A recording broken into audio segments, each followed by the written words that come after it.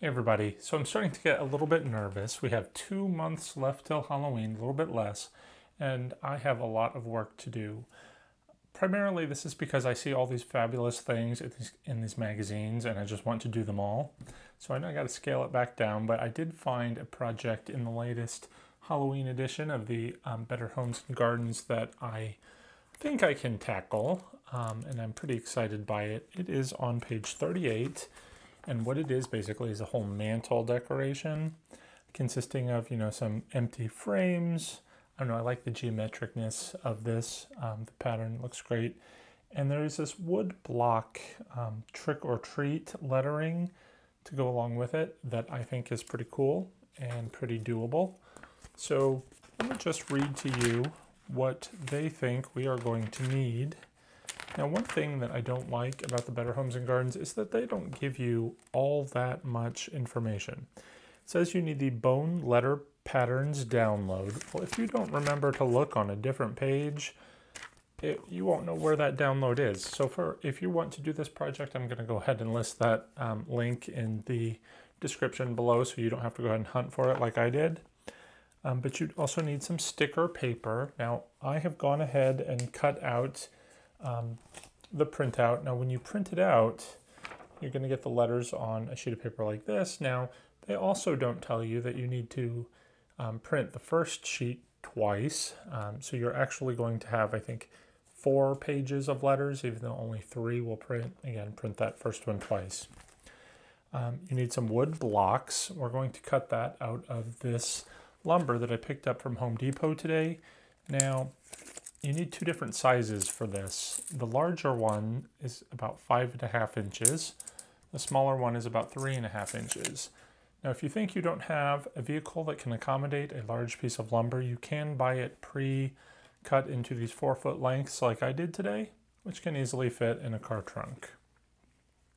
You'll need some fine sandpaper. I assume once we cut this to size, we want to sand it to, get off those splinters. You'll need some black acrylic crafts paint. I'm not going to bother with that. And some clear acrylic spray sealer. So what I'm going to do is I actually found at Home Depot, I think it was Home Depot, several years ago, might have been Walmart, just a gallon of black paint in the returned paints department. So sometimes, when they mess them up, they'll sell them real cheap. So I've been using that gallon of black paint for a long time for all these sorts of projects. So I might try that. You could also use like a spray paint. That would work just as well. And then I ordered the sticker paper on Amazon.com. So we'll end up printing these out on the sticker paper and putting it on the black blocks that we're going to paint. However, I don't see why you couldn't cut this out and make it a little template and then just sort of draw the pattern on and then paint it with white paint if you find that's easier. It might actually look better. I'm a little worried that the stickers are going to eventually peel off, so I might actually try both and see what works better. But again, my paper's coming, so that gives me enough time to actually paint this and let it dry, which I am loath to do. I always get so impatient. And it never dries properly, and then that always causes problems. So we're not going to do that today. We're going to let it fully dry. But I've gone ahead, like I said, I printed out these. I've cut out the little letters and put them on the block here so that we can, draw the lines and cut out the wood and get it painted. Now, I'm trying to vary the sizes. Like it has 3 T's. I don't want all the T's to be the same size. So I'm just going to be cognizant when I, mark this out and get it cut, that it varies a little bit just so it gives some, a little bit of that stepping kind of pattern with the lettering. So let me go ahead and do that. I'm going to just draw some lines with my, I don't know what you call this, little square type doohickey to make sure that my lines are straight. I'm going to cut it on my saw outside, get it painted, let it dry, and then I'll see you back here in a little bit so we can get started putting the letters on. Okay, so it is a new day and a new camera angle, just to keep things interesting.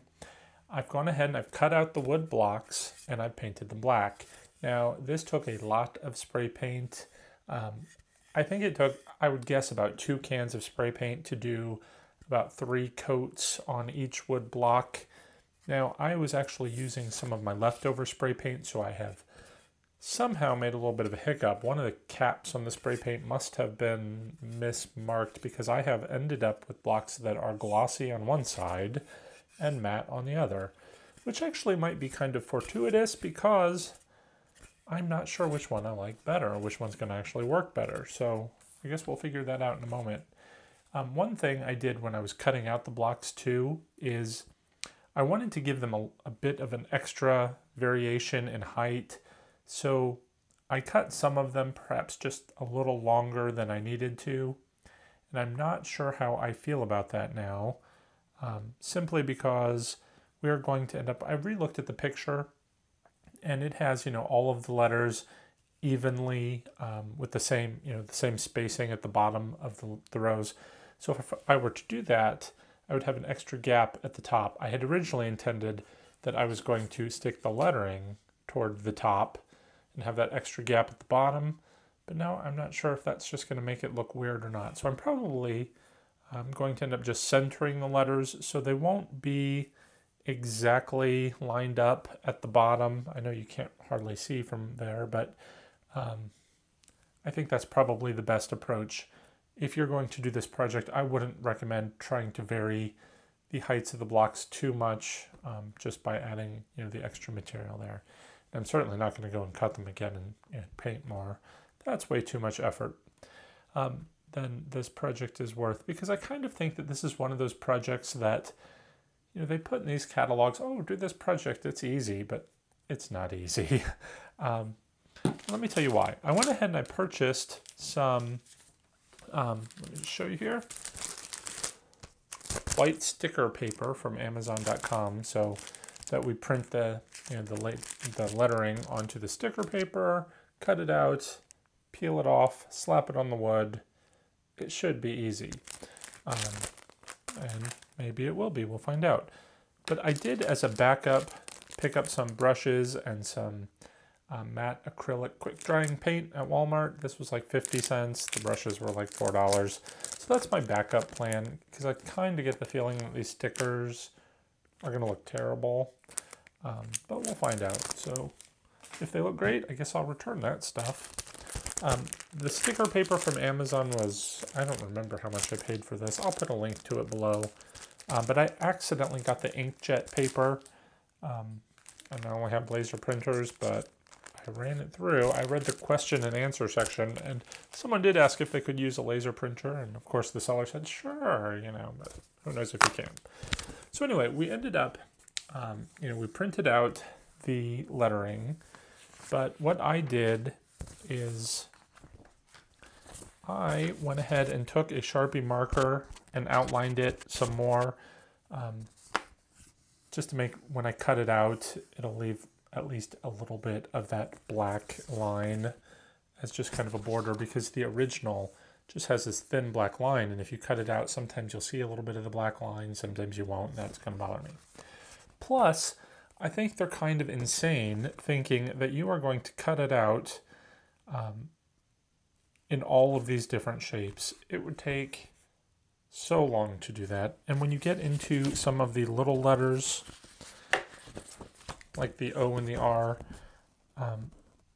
it's just going to be a nightmare. So I've outlined them, but I've also filled in the holes.